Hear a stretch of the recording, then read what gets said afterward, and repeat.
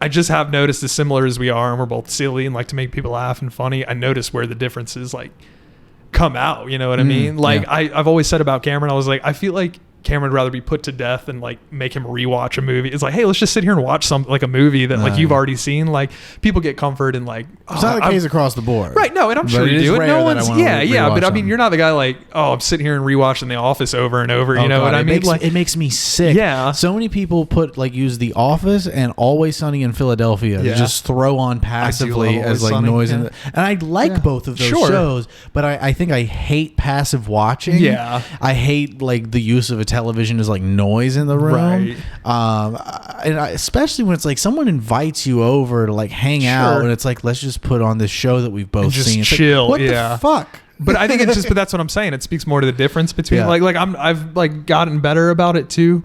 But it's like, again, I'm fine like idling. I feel like idling for me is like, oh, there's no problems. You know what I mean? It's like, sure, I'm not running out and like doing something brand new, but I'm like, everything's fine. Everything's stationary. Like nothing needs my immediate attention. And I'm kind of okay with that and content with it. Whereas you are just like, I feel like I'm going to die. If I just sit here, I need to get up. And maybe like an introvert extrovert thing, because well, I certainly wouldn't call myself an extrovert. I was under the wrong impression of that. I think who I was set straight on was my younger brother, Danny. He gave me a perfect example because I said, I'm not really an introvert because I have no problem talking to people. I'm like, I'll be a fool in front of anybody. I like looking for people to make laugh.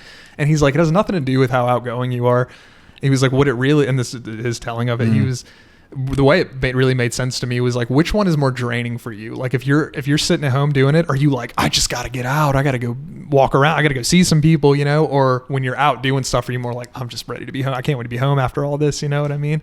And I'd say you might be more the extroverted one. Like I feel like feel better knowing you did a bunch of shit that day. Or like if you're just sitting around with nothing to do, like I want to go out. Let me go talk to people. Let me see what my friends are doing, you know? Like whereas I'm like, even like today, like I love seeing you. I love my friends and all that too. But last night I wouldn't be lying if I said, oh shit, I got to go to Wilmington tomorrow. I'm going to help Cameron with this thing. And then I'll be back. Then I'll be home later doing nothing. Like it's an odd goal. You know what I mean? I just need to get back to safe, you know, like.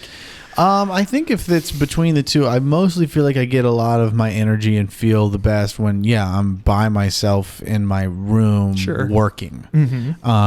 I like that seems to be the thing, but also it's just the thing that I do the most, and it's probably why it feels the most comfortable. But I think I only like going out when I have like a mission or a purpose, and so it's like here'd be a good let's say it's just any old friend that I haven't talked to in a while. Like, hey, let's meet up for a drink. And I have to have the uncomfortable. I don't really drink anymore, but I'm down to like grab a soda water and talk to you for hours or whatever, you know, like we catch up. Yeah.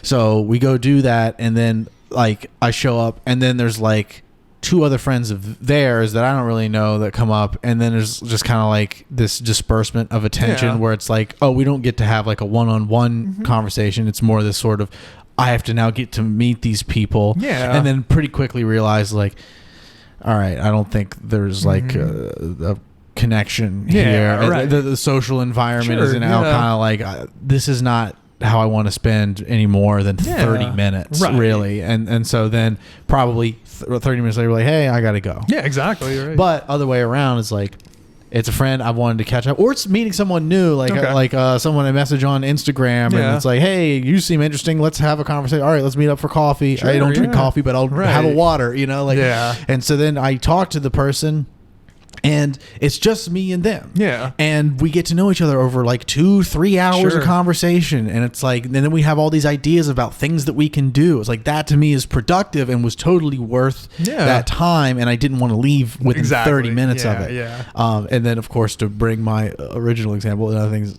you know, invite me, hey, let's catch up, come over. All right, I'm gonna put on The Office and let's just sit here. It's like, oh, fuck you, dude. I left my room where I was doing things and moving along with my life for you to be like, hey, put your life on pause for a second, sit next to me to watch this thing that we've both seen already. Sure. And like only would drive you nuts. Mildly enjoy. Yeah.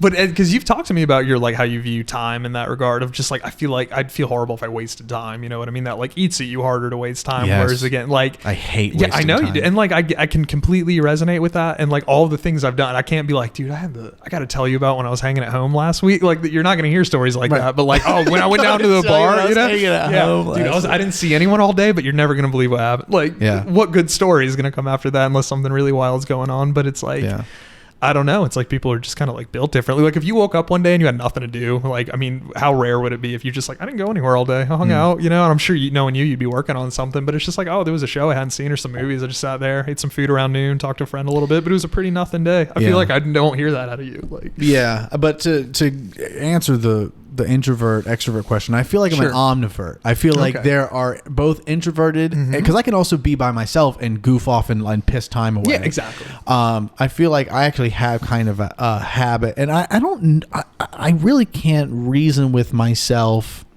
Something I noticed I started doing when I got into meditation around 2017 is, and maybe I've always done it and I just suddenly became aware of how much I do it. But right around the time I started making Dako no Tawo, a lot of the time, the way I would like come up with ideas for that is I would get high in my room by myself. Right. And I would use my whiteboard or maybe notes on my computer or like physical notebooks. Yeah. And I would just pace around my room and think and talk to myself and write some things down, map things out.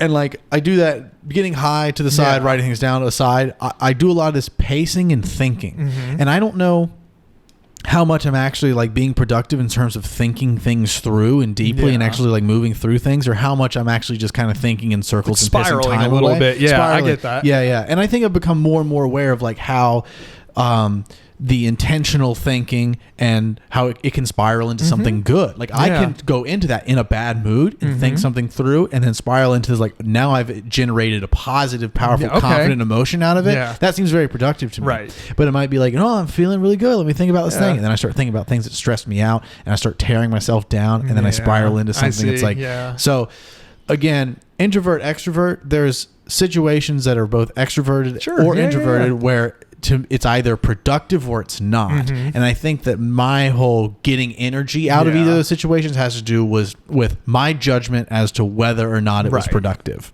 Right. Okay. I see that. Yeah.